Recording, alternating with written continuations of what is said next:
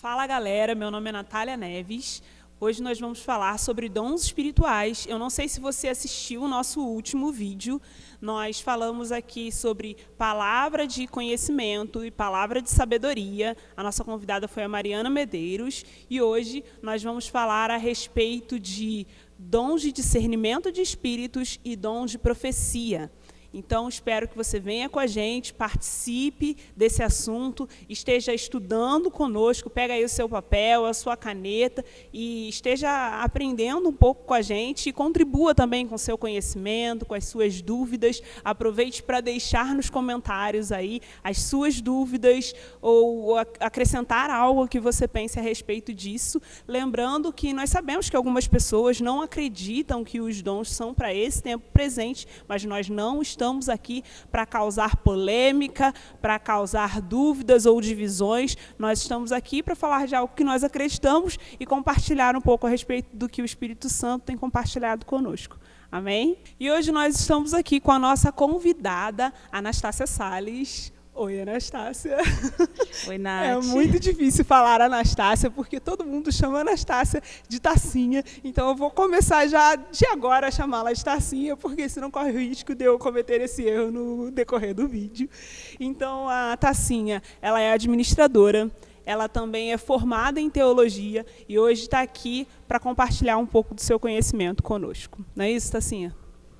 Primeiramente, boa noite. Né? Boa noite, Tacinha.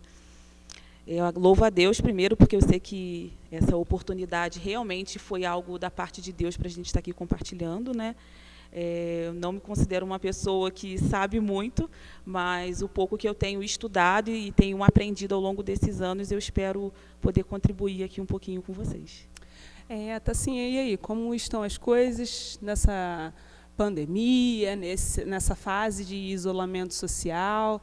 Como que está a sua vida? Tudo bem? Está trabalhando? Está em casa? Eu estou trabalhando, né, nesse período, tenho tentado tomar todos os cuidados. Né? A gente trabalhou um período grande com um horário reduzido, mas estamos trabalhando normal já e, graças a Deus, está tudo bem. Ah, que bom. Então, Tacinha, para a gente começar, eu quero ler com vocês aqui o nosso texto base de 1 Coríntios 12, para a gente estar relembrando, a gente já leu no outro vídeo, mas quero ler de novo aqui com você. E em 1 Coríntios 12, a partir do versículo 8, está escrito: pelo Espírito, a um é dada a palavra de sabedoria, a outro a palavra de conhecimento. Pelo mesmo Espírito, a outro a fé, pelo mesmo Espírito, a outro dons de cura, pelo único Espírito, a outro poder para operar milagres, a outro profecia, a outro discernimento de espíritos, a outro variedade de línguas e ainda a outro interpretação de línguas. Todas essas coisas, porém, são realizadas pelo mesmo e único Espírito, e ele as distribui individualmente a cada um conforme quer. Tacinha, baseados nesses versículos, né, de 1 Coríntios 12, eu já quero começar te fazendo perguntas, porque este é o meu papel e eu gosto muito, principalmente quando tem quem saiba responder. O que é o dom de discernimento de espíritos? Então, Nath, o dom de discernimento de espírito, ele está ligado a uma questão de uma revelação acerca de algo oculto que a gente não consegue ver aos nossos olhos naturais. Né? O dom de discernimento, ele traz a capacidade de você discernir coisas espirituais por trás de situações, por trás de pessoas. Ele te ajuda a entender se determinada coisa que acontece, a procedência dela, se aquilo tem uma procedência divina, se aquilo tem uma procedência humana, se aquilo tem uma procedência demoníaca. Então, o discernimento de espírito ele funciona dessa forma, né?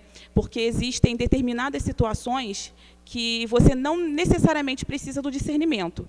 Porque, por exemplo, se chega uma pessoa que ela está, vamos dizer, endemoniada, e você olha para ela e você vê a manifestação ali, você não precisa de um discernimento de espírito para saber o que está acontecendo com aquela pessoa.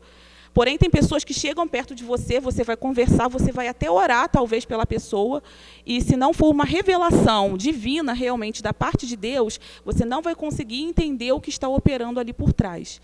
Então, tentando resumir, o dom de discernimento de espírito é isso, para você trazer o entendimento acerca de situações e pessoas. Entendi.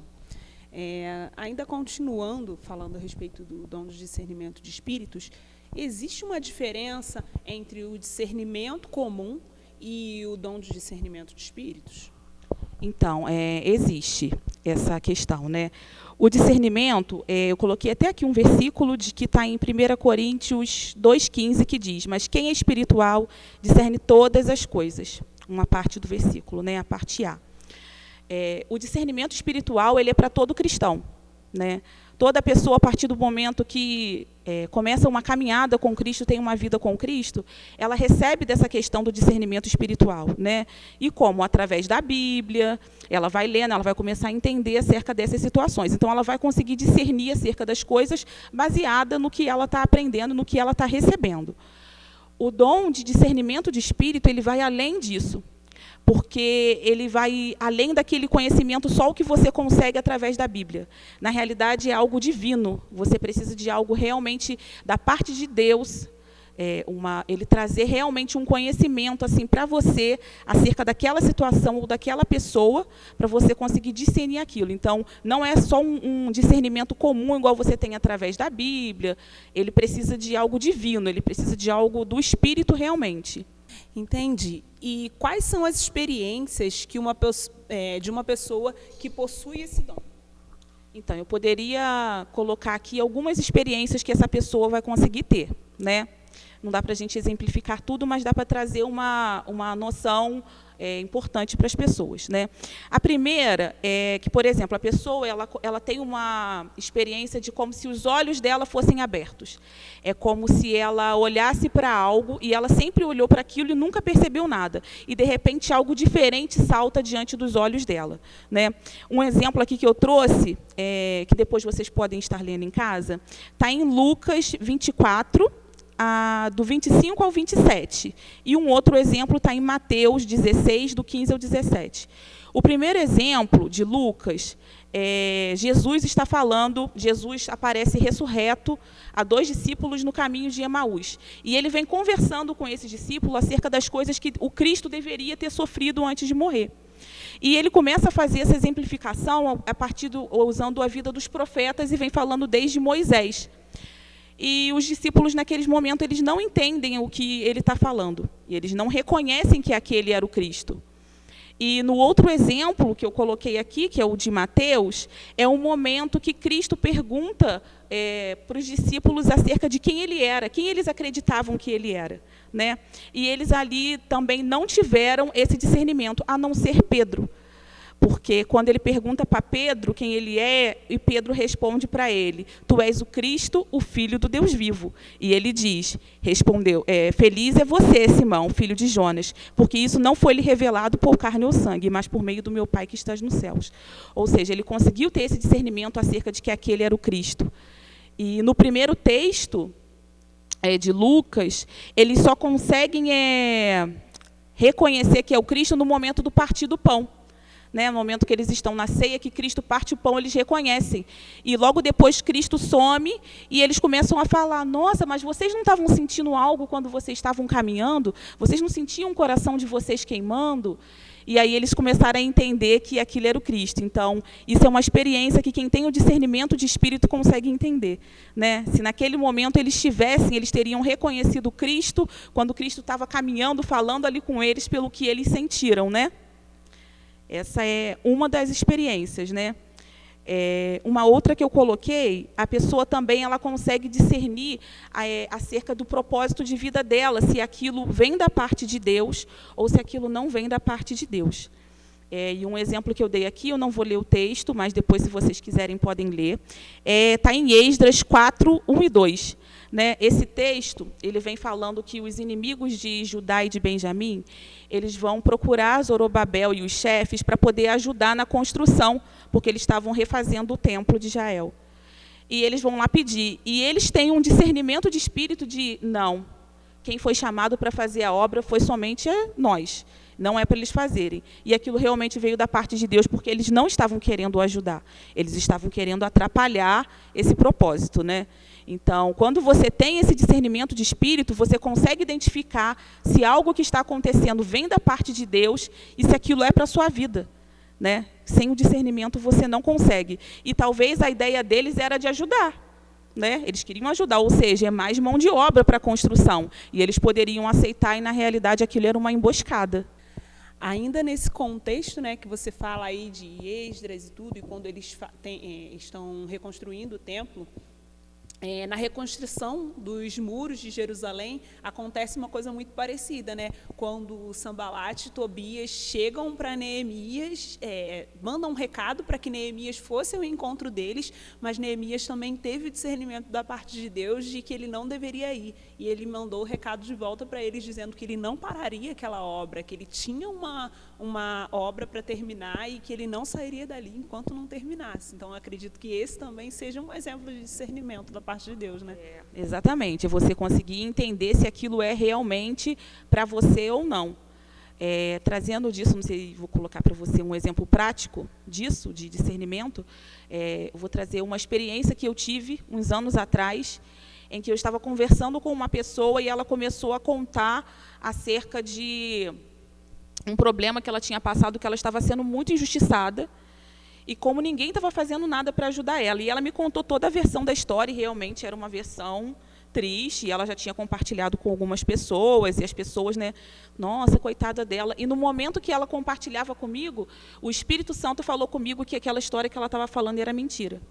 Ele não me trouxe uma revelação acerca de qual era a história verdadeira, mas ele me falou que aquilo que ela estava compartilhando não era verdade. E quando ela terminou de falar, eu questionei ela acerca de: mas tem certeza que essa é a história verdadeira? Tem certeza? No que eu fui insistindo, ela acabou compartilhando que realmente não era assim. Ela não estava contando qual era a parte dela da história. Na realidade, a parte dela da história foi o que gerou tudo o que estava acontecendo nela. Então, quando você tem o discernimento de espírito, você consegue identificar essas situações. É verdade. E quando você falando a respeito dessa experiência que você está me contando, a gente facilmente pode acabar confundindo um pouco também com o dom de palavra de conhecimento. Porque quando você falou ali que, conforme ela te contava, o Espírito Santo trouxe ao seu coração que aquilo que ela estava falando não era verdade, eu poderia pensar assim: pô, mas se Deus falou com ela nesse momento, isso não seria palavra de conhecimento? Mas, na verdade, não, porque ele não te mostrou o que estava acontecendo, né? Ele só te fez discernir se aquilo era ou não uma verdade. Isso, ele não me trouxe uma revelação acerca de qual era a história dela. Ele só me trouxe um discernimento de que a história não era verdadeira, mas não me revelou acerca do que era. Entendi. Muito bom. Né? Bom, você tem mais alguma coisa para falar a respeito dessa parte de experiências, de exemplos bíblicos? Eu poderia trazer a experiência dentro de uma questão espiritual. Uma vez eu vi o Luciano Subirá compartilhando uma frase que ele dizia que o diabo ele não pode negar a verdade. Então, ele tenta misturar com a mentira. Ou seja, ele tenta transformar aquela situação. E um exemplo disso está no texto de Atos, quando Paulo está andando lá no caminho e tem uma adivinha. E a adivinha fica falando para eles que esses homens são servos do Senhor Altíssimo e anunciam o caminho da salvação. Ou seja, era mentira isso? Não era mentira. Só que Paulo consegue discernir que era um espírito maligno que estava operando através daquela menina. E ele vai e expulsa o espírito daquela menina. Ou seja, o discernimento faz a gente entender isso. Às vezes você vai olhar para uma pessoa e ela vai estar falando algo que é verdade, talvez já está falando algo que está na Bíblia, mas existe um espírito maligno operando atrás daquela pessoa. E só com o dom de discernimento você vai conseguir identificar isso. E a gente vê nessa parte, né, quando Paulo tem essa revelação mesmo da parte de Deus, né, de discernir que aquele era um espírito maligno, porque a gente percebe que só através do Espírito Santo que ele poderia discernir aquilo, porque a mulher estava falando uma verdade. Então, de certa forma, parecia até que a mulher estava contribuindo para o ministério de Paulo, vamos falar a verdade, porque, Paulo ia pregando, assim, tá ajudando, ia né, na frente anunciando que Paulo era servo de Deus e tal. Então, ele poderia até se achar, né, porque olha, está falando de mim, olha, servo, né? E não, e ele entendeu que aquilo era um espírito maligno. Verdade, a gente vê que tem coisas que realmente só pelo discernimento de espíritos que a gente vai conseguir compreender, né? Eu tenho mais uma pergunta para você. Por mais que pareça simples, por que uma pessoa deve buscar esse dom? A gente falando assim acerca dele, ele realmente parece que é um dom bem simples, né? Tipo assim, não de, vamos dizer, tanta importância quanto os demais dons, né? Porém, ele traz uma questão que eu acho muito interessante e que eu vejo que Jesus e Estevão viveram isso, né? Em Atos 16 e em Lucas 23, vai falar de 2 momentos. O primeiro momento fala da crucificação de Cristo, e logo depois que os ladrões crucificados ao lado dele, ele faz uma oração. E ele fala assim, Pai, perdoa-lhes porque eles não sabem o que estão fazendo. E o outro texto de Lucas, de Estevão, quando ele está sendo, depois do discurso dele, que ele é apedrejado, ele cai de joelhos e ele fala, Senhor, não os considere culpado deste pecado. E por que isso é muito importante? Porque é através do discernimento de espírito que eles entenderam que o problema não era aquelas pessoas, mas era o que estava a influência espiritual que existia por trás daquilo. O mundo espiritual ele é muito real. E a gente precisa do discernimento para poder olhar através dele, né? E Jesus e Estevão, eles tiveram isso, e eu vejo que isso é algo que a gente precisa buscar, para que num momento também de dor, de sofrimento, igual eles estavam vivendo, eles consigam olhar além daquilo, né? Através daquilo. Tem um outro momento também que me recordo que Jesus começa a compartilhar acerca das coisas que iriam acontecer com ele, e Pedro começa a falar, não, mas essas coisas não vão te acontecer. E Jesus fala para ele, aparta-te, Satanás, ou seja, Jesus estava vendo o que estava por trás de Pedro, mas ele não repreendeu, ele não estava contra Pedro, ele não deixou Pedro de lado, ele viu o que estava agindo por trás dele. E quando eu estava estudando acerca desse tema para a gente fazer esse momento, né, algo que me veio no coração foi acerca de um filme que eu assisti um tempo atrás, o filme da Mulher Maravilha. Eu não sei quantos vocês já viram, né? Não? Ele é muito bom, vou te dar um spoilerzinho, não briga comigo. Mas tem um determinado momento do filme que tem eu não sei o nome dela, mas ela é a Doutora Veneno. E ela está fabricando uma bomba, né? Uma bomba tóxica para poder acabar com o mundo. E uma cena começa a mostrar a Mulher Maravilha tendo uma conversa com um espírito, vamos dizer assim, um espírito maligno, e o espírito falando assim, a guerra, não fui eu que comecei a guerra, não sou eu que estou tentando matar as pessoas, eu apenas inspirei eles para que eles fizessem, e mostra como se ele estivesse soprando no ouvido dela a fórmula para ela fazer aquela bomba, né? E quando chega no final do filme, no momento da batalha, a Mulher Maravilha tem a oportunidade de matar essa doutora, a Doutora Veneno. Só que naquele momento ela começa a recordar acerca do amor, e tipo assim, a gente consegue entender, nós que temos essa visão acerca de Cristo, a gente consegue entender o olhar de Cristo ali, né? De um olhar de misericórdia, um olhar de amor, e mesmo ela podendo estar matando aquela doutora, ela olha através, e ela vê que o problema não era a doutora, mas o problema era a influência maligna que estava por trás dela, né? E ela deixa a doutora embora.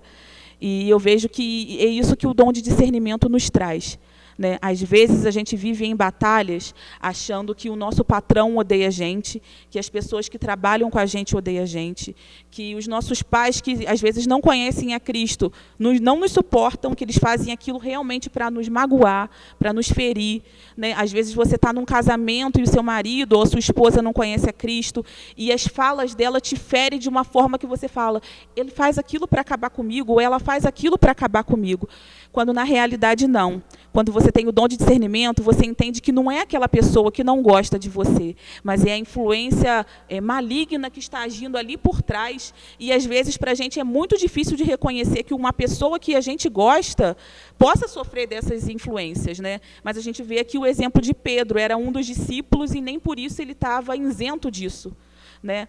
E, infelizmente, essas coisas acontecem. Então, eu falo que todos nós devemos buscar esse dom, buscar o dom de discernimento, porque ele vai nos livrar de muitas dores. E você vai conseguir olhar para essa situação de dificuldade que você vive com um olhar de amor e poder orar assim como Jesus orou e como Estevão orou, dizendo: Pai, perdoa porque eles não sabem o que estão fazendo. Tipo assim, a minha mãe não me odeia, o meu patrão não me odeia, eles só estão tendo essa inspiração ruim, né, essa inspiração maligna. E você vai conseguir viver de uma forma muito mais leve, e eu creio que isso vai trazer paz, vai trazer cura para o teu coração, e você pode ajudar outras pessoas que passam por isso também, né? Então, eu deixo essa palavra, isso como algo de Deus para a parte de vocês, para quem está assistindo o vídeo, né? Não só para a gente, mas para quem está assistindo, independente do momento. Busque o discernimento de espírito, porque, às vezes, a dor que você está sofrendo não é por causa da pessoa. E, para problemas espirituais, são necessários remédios espirituais, né? É a mesma coisa de se você está com um problema de rim e você passar metiolate. Não vai resolver o teu problema. Você precisa usar o remédio certo. E, se o teu problema é espiritual, você precisa de um remédio espiritual. Amém. Glória a Deus. Tacinha, vamos passar para a parte do dom de profecia. Você pode explicar para a gente o que é o dom de profecia? Sim. O dom de profecia, na realidade, ele é uma definição curta dele, seria o ato de falar em nome de outro. A profecia é o ato de você falar em nome de outro. Seríamos nós proclamando a vontade de Deus, nós falando em nome de Deus, né, trazendo a vontade dele, né? Tem um texto que eu acho muito interessante que fala acerca disso, que está em 1 Coríntios 12, 2 e 3. E diz assim: Vocês sabem que, quando eram pagãos, de uma forma ou de outra, eram fortemente atraídos e levados para os ídolos mudos. Por isso, eu lhes afirmo que ninguém que fala pelo Espírito de Deus diz. Ou seja, o povo antes, quando servia a um Deus pagão, ele servia a um Deus que não tinha relacionamento. Era um Deus que não falava. Ou seja, eram estátuas, eram imagens onde eles só sacrificavam para eles só ofereciam, mas ele não falava com eles. Quando eles começam a se relacionar com Cristo, e o texto vem falando, né, a gente serve a um Deus vivo. Aleluia, né? Nós servimos a um Deus vivo. E o profeta, né, a profecia, ela vem exatamente dentro disso, né? É a vontade desse Deus que a gente serve, que quer intimidade, que se relaciona com a gente, que transmite a vontade dele através de uma pessoa. Verdade. No Antigo Testamento mesmo, ele fala a respeito disso, né? De deuses que têm boca e não falam, têm ouvidos, mas não ouvem. Mas o nosso Deus não. O nosso Deus, ele fala conosco. Amém. E para que serve o dom de profecia, Tacinha? Então, o dom de profecia, ele tem, vamos dizer que, 3 principais funções, né? É edificar, exortar e consolar. A referência disso está lá em 1 Coríntios 14, 13, que vem falando que esse é a intenção do dom, né? O dom, ele vem para edificar, exortar e consolar. Mas eu entendo também que a profecia, ela vem com mais algum sentido, né? Ela vem num sentido de revelar algo futuro e revelar também a intenção do coração da pessoa, né?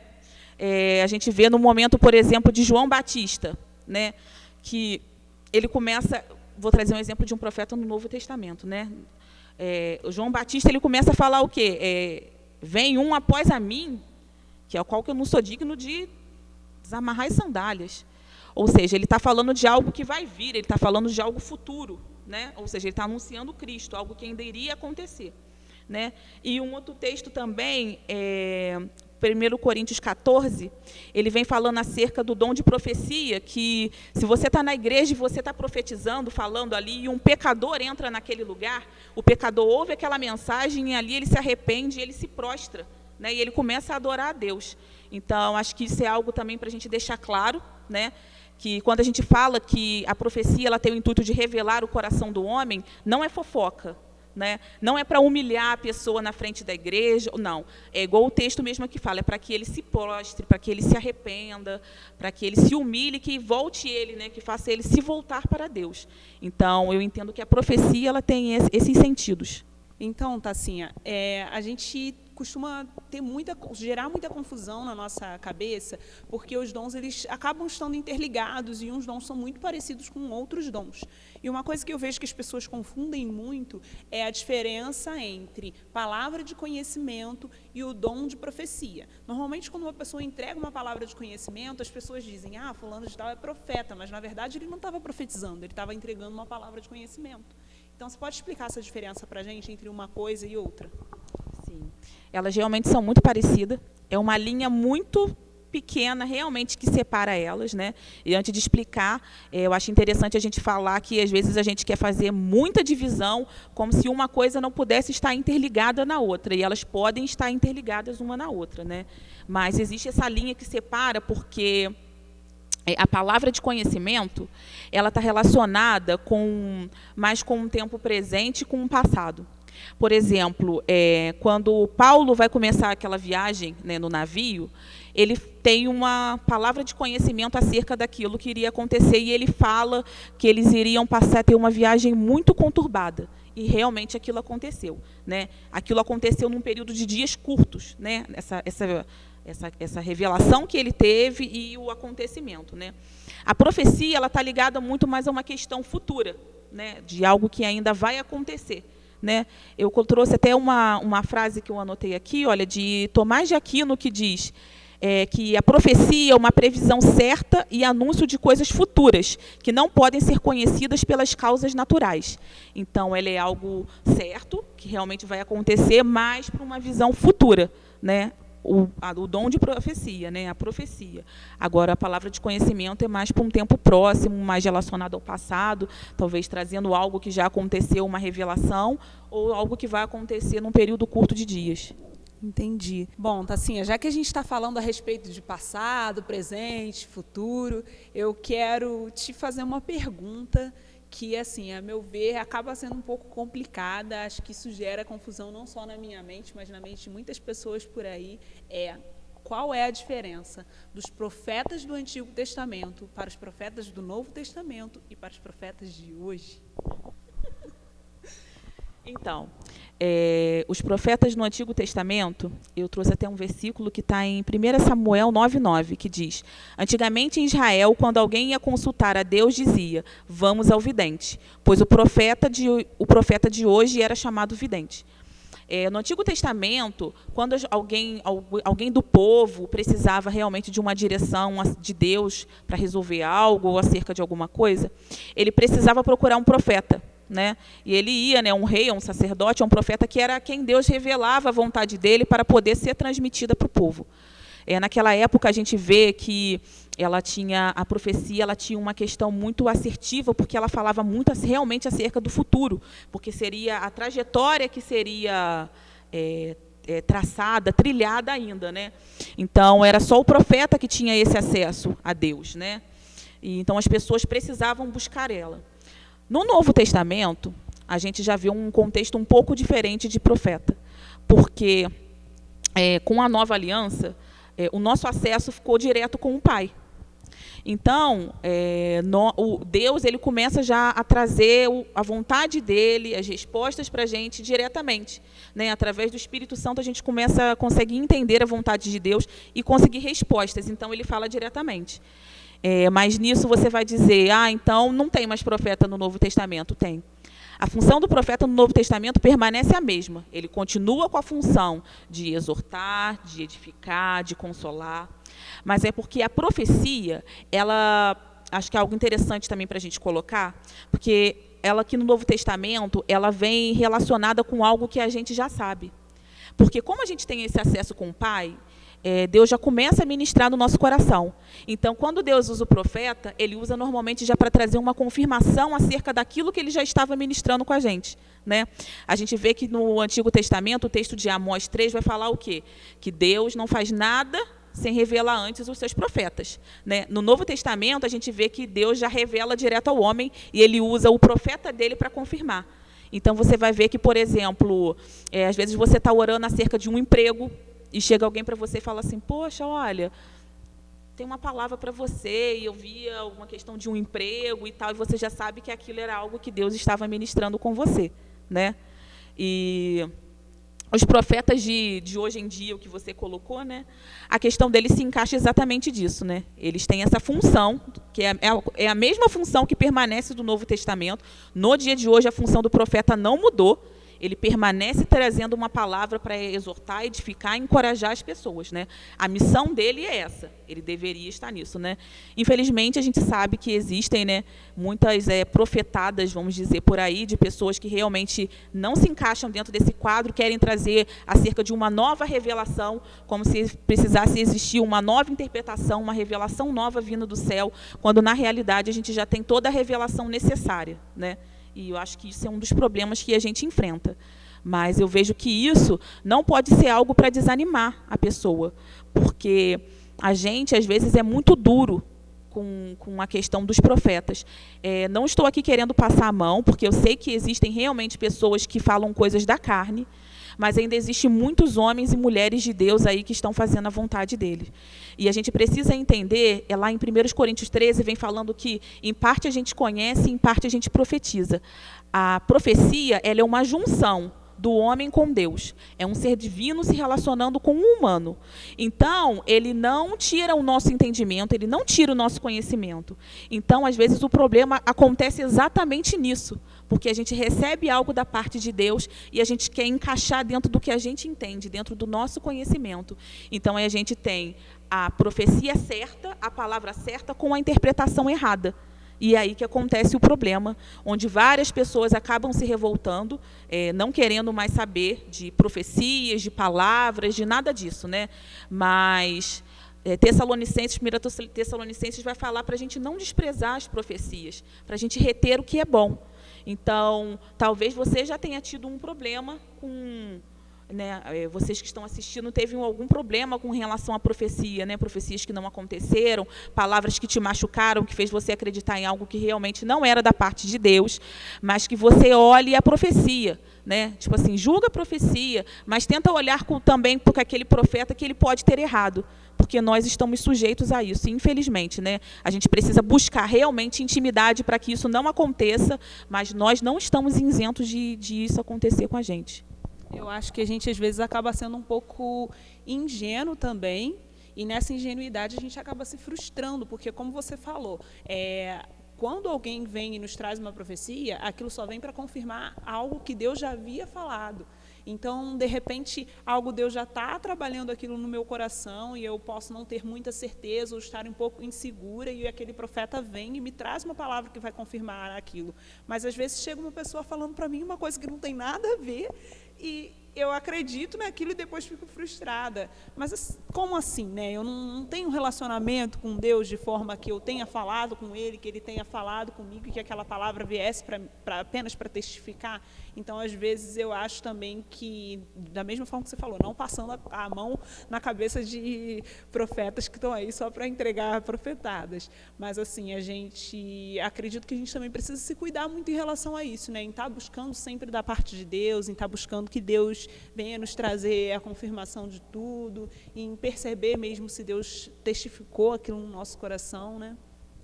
Continuando, então, qual a diferença do dom de profecia e do ministério profético? Então, o ministério profético, ele é um ministério que a gente pode dizer que ele não é para todos. O ministério profético, ele não é para todos, né? A gente vê lá em 1 Coríntios 12, ele vem falando acerca de Deus chamou todos para ser apóstolos? Deus chamou todos para ser profetas? Não. Então, o ministério profético ele não é para todos. Porém, o dom de profecia ele é para todos. Ele é para toda a igreja, ele está disponível ali para você buscar dele. Se Deus realmente vai te dar ele, aí é outra questão. Mas ele é um dom que é para todos, ele está disponível para todos, né? Agora, o ministério profético não. O ministério profético ele é mais...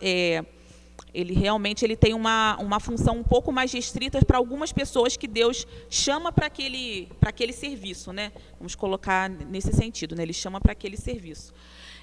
Eu vejo também da questão da profecia, ela tem muito a ver com uma questão ligada mais da fala.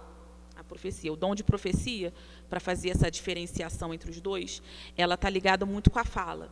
O ministério profético, ele está ligado mais com a mente, porque trabalha mais com revelações da parte de Deus. Então, o dom de profecia é mais aquela questão de você estar falando, proclamando realmente apenas da vontade de Deus. O ministério profético, além de você proclamar da vontade de Deus, tem a ver com a sua mente, do que Deus trabalha, das coisas que Deus te revela ali, né, naquele momento, né?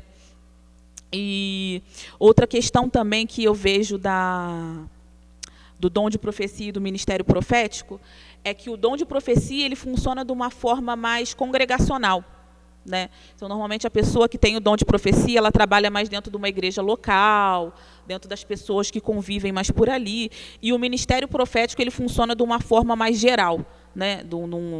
De forma mais itinerante, né? A gente vê os profetas, né? Até no Novo Testamento, a gente vê que existiam alguns profetas que estavam em Jerusalém e desce para Antioquia e vai para vários lugares, né? Ou seja, é itinerante essa questão do ministério profético. E eu entendo que um texto que exemplifica muito acerca do ministério profético, de para que ele serve, que ajuda a fazer essa diferenciação, é o texto de Efésios 4, que está lá do 11 ao 14, depois vocês podem ler, mas ele vem falando que Deus seleciona as pessoas para o serviço, e os profetas, né, se encaixam dentro disso, desse ministério, do ministério profético, com o intuito de poder ajudar para que as pessoas não sejam levadas por vento de doutrina. Então, acaba que o ministério profético, ele acaba sendo, de certa forma, doutrinário, né? Porque ele ajuda as pessoas para não serem meninos, para que qualquer teologia, qualquer coisa que chegue, não leve eles, né? Então, o ministério profético, ele tem essa forma mais abrangente que o dom de profecia. Entendi. Tassinha, eu tenho mais uma pergunta para te fazer. E essa pergunta é a respeito ali de 1 Coríntios ainda, quando Paulo ele fala a respeito do espírito do profeta. Ele diz que o espírito do profeta está sujeito ao profeta. O que o apóstolo Paulo quer dizer com isso? Então, eu vou estar dando uma pincelada acerca disso, e eu acredito que a pessoa que vai falar também acerca da questão de línguas vai conseguir abranger isso de uma forma um pouco maior. Mas quando a gente vai vendo no contexto do texto, a gente vê que Paulo está querendo trazer ordem, porque a igreja de Corinto estava uma bagunça, né?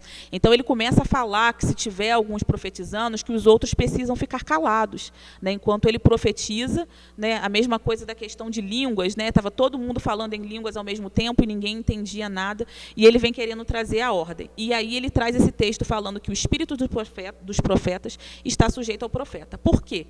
Porque esse espíritos que ele vem trazendo aqui não é a questão do espírito de Deus, é o espírito do homem, está falando do espírito do homem. Então, ele possui controle sobre ele, né? Então, o momento de que ele está ali profetizando e tal, não é algo que ele perde a consciência, ele não consegue controlar aquilo, apesar da gente saber que existem experiências realmente em que a pessoa, né, tem aquele momento de que o Espírito Santo realmente, né, enche ela e toma ela para que ela esteja falando, mas a maior parte das vezes isso é algo que a pessoa tem o controle acerca disso. Não é algo que ela sai de si, que ela perde o controle. Então, quando Paulo fala que os espíritos dos profetas estão sujeitos a ele, é para que eles tenham um controle daquilo. Então, eles podem colocar ordem naquela situação porque eles conseguem controlar aquilo. Entendi, Tassinha. Pensando, né, a respeito de todo esse contexto, né, do que a gente já falou, eu quero saber o seguinte: como eu posso saber se eu recebi uma profecia, e como saber se aquilo veio da parte de Deus ou não? Porque às vezes fica um pouco essa dúvida no nosso coração, a gente já pincelou um pouquinho a respeito desse assunto, mas eu acho que você ainda pode falar um pouco mais a respeito disso. Eu acho que isso é uma dúvida da maior parte das pessoas, né, acerca daquela palavra que ela recebeu, vem. Deuteronômio 18, né, não trazendo dentro do contexto do que ele fala acerca dos profetas, mas do que ele fala da profecia, ele vem falando que se aquela profecia não acontecer, ela não veio da parte de Deus. Então, acho que a primeira coisa para você entender isso é que se aquela palavra que foi liberada e ela não aconteceu, ela realmente não veio da parte de Deus. E uma coisa que eu colocaria para que a pessoa busque é intimidade. Porque quando você busca intimidade com Deus, você consegue discernir acerca até das palavras que você recebe, né? Então, você vai conseguir identificar se aquela palavra realmente veio de Deus. Existe um propósito naquilo? A pessoa, às vezes, libera uma palavra profética para a sua vida, mas existe um propósito para aquilo acontecer na sua vida? Porque, ao contrário de nós, que nos movemos muitas vezes sem propósito algum, Deus não se move sem propósito. Deus se move dentro de um propósito. Então, se Ele liberou uma palavra, é porque precisa existir um propósito dentro daquilo. Então, acho que você pode analisar essas coisas, né? Está de acordo com a Bíblia, aquela palavra, ela veio realmente, aquilo aconteceu, aquilo ali faz algum sentido acontecer na minha vida, Deus já ministrou comigo acerca disso, então, a partir disso, você vai conseguir ter uma base para dizer se aquilo veio ou não da parte de Deus. Essa seria uma forma para a gente avaliar as profecias que a gente recebe, né? Seria uma das formas para você conseguir avaliar. Então, o diabo, ele pode confundir um profeta se passando por Deus? Se isso pode acontecer, como a gente pode se prevenir?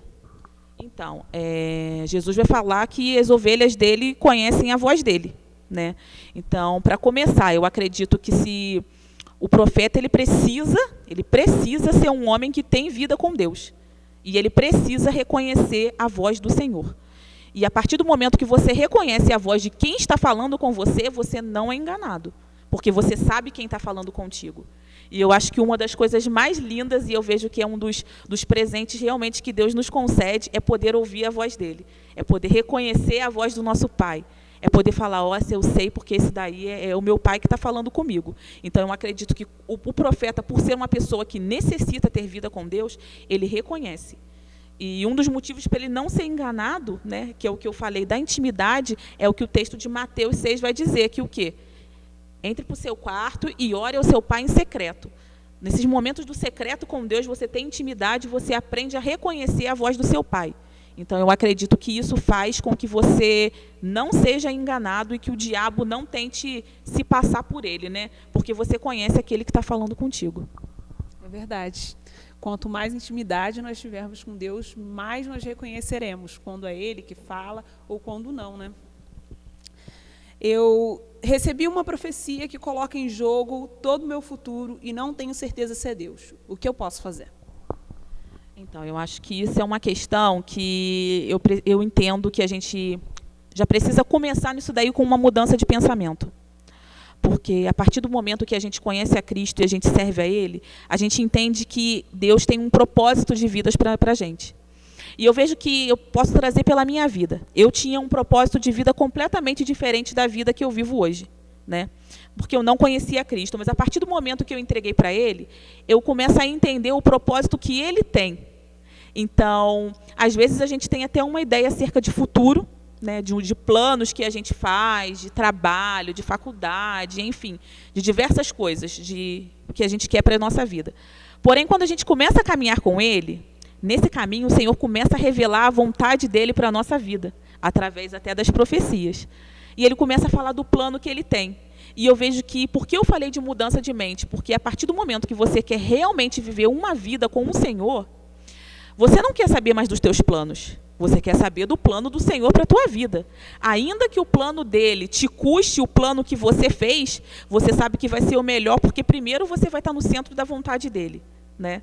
E segundo, que o plano dele é infinitamente maior e melhor que os nossos. A vontade dele é melhor do que a nossa.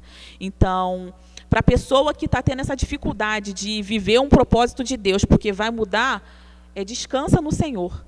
Confia no Senhor, porque o plano dele é melhor, o propósito dele é melhor. E a profecia que você recebeu, se você acha que ela realmente não tem nada a ver com o que Deus tem falado com você, porque se de repente o plano que você tem de futuro pode ser algo que Deus te revelou. Se foi algo que Deus te revelou, você precisa orar para saber se essa profecia veio de Deus. Agora, se realmente você não tem certeza acerca do que Deus tem para a tua vida de futuro, eu entendo que você precisa buscar, para poder saber, para essa profecia poder se encaixar, né? Eu acredito que quando a gente começa a se relacionar com Deus, a gente percebe que no início a gente começa a abrir mão de coisas que são pecado realmente, que a gente vê que realmente estão contradizendo a palavra de Deus, mas chega um momento que a gente começa a abrir mão de coisas que não são pecado.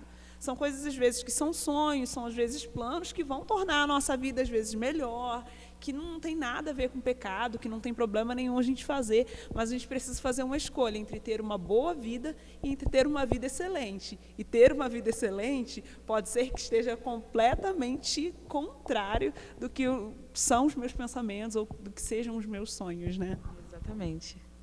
Bom, Deus vai nos cobrar acerca dos dons que Ele nos deu. Por exemplo, quando a gente vê algumas parábolas, né? Uma das parábolas seria a parábola dos talentos, em que Jesus fala a respeito de que para um ele deu 1 talento, para outro ele deu 5, para outro ele deu 10. E quando ele conta essa parábola, ele fala a respeito de uma cobrança que é feita posteriormente. Então, o que você diz a respeito disso? Deus vai nos cobrar a respeito desses dons? Esses dons têm a ver com essa parábola? Diz respeito aos dons também? Sim, eu acredito que sim, Nath, porque da mesma forma que Deus nos cobra acerca dos talentos que Ele nos dá, Ele vai cobrar acerca do dom. Porque, assim como eu falei, Deus só se move dentro de um propósito. Então, se Ele te entregou um dom, é porque Ele tem um propósito na sua vida para que aquele dom seja exercido. Então, por exemplo, vamos supor que você recebeu do dom de cura e você não exerce daquele dom de cura sobre a vida de ninguém. E eu creio que um dia todos nós vamos chegar diante do Senhor para prestar contas, né? E nesse prestar de contas, Ele pode te falar, o meu objetivo era ter transformado a vida de alguém através da cura que eu ia usar a sua vida para liberar. Mas a vida dessa pessoa não foi transformada porque você não ministrou sobre a vida dela. Ou seja, olha o peso, né? É uma coisa que eu vejo que a gente precisa entender acerca do dom, realmente algo, é uma ferramenta que Deus dá para o cristão, para ele se capacitar para essa caminhada, para cumprir o chamado, para cumprir o propósito que ele tem. Mas quanto mais é dado, mais é cobrado. Então, a gente precisa ter responsabilidade com aquilo que o Senhor nos dá. A gente não pode tratar com desdenho, a gente não pode não exercer simplesmente porque a gente não quer, porque existe um propósito e um dia nós seremos cobrados de tudo aquilo que a gente negligenciou nesse tempo. Então, gente, a gente vai continuar falando a respeito dos dons espirituais. Fiquem de olho, tá? Aproveitem, curtam o vídeo, porque se você curtir, se você se inscrever no canal, se você ativar o sininho, o YouTube vai te notificar. Então, quando nós tivermos outro vídeo, você vai estar aí preparado, vai estar atento às próximas publicações. E nós estaremos falando ainda sobre dons de línguas e interpretação de línguas, e sobre fé, operação de milagres e dom de cura. Então, fique atento. Eu quero te agradecer, Tassinha, por estar aqui conosco. Muito obrigado por ter aceitado esse convite, por ter compartilhado conosco o seu conhecimento, aquilo que Deus tem falado com você e algumas experiências também que você viveu. Muito obrigado por estar aqui conosco. Eu que agradeço, né, pelo convite, por essa experiência também, que para mim é uma experiência nova, né, eu agradeço e quero falar que, em nome de Jesus, assim como em Timóteo vai dizer, que a gente não negligencie o dom que há em nós, né? Mas que a gente busque, que a gente dedique, que a gente busque com zelo os melhores dons, assim como a palavra vai falar. Todos os dons estão aí disponíveis, né? Tenha realmente vontade realmente de ter todos, busque por todos. O Senhor pode não te dar todos, Ele vai te dar aquele para o propósito, mas busque como se você fosse receber todos, né? Se dedique nisso, não negligencie, né? Não permite um esfriamento no teu coração. E se você já tem o dom, que você mantenha a chama desse dom acesa, né? Que você continue praticando, que você continue jogando lenha. Jogue lenha todos os dias, para que isso cada dia mais possa crescer, possa transformar outras vidas, para que você possa fazer a diferença nessa geração, né? Para que você possa fazer a diferença na vida das pessoas, que através do dom que o Senhor derrama, dessa ferramenta que o Senhor derrama na sua vida, você possa transformar a realidade de uma pessoa, de uma cidade, de um lugar, qualquer lugar que você esteja. Então, eu agradeço por essa oportunidade. Muito obrigada, Nath. Amém, eu que agradeço. Beijo, pessoal. Até a próxima.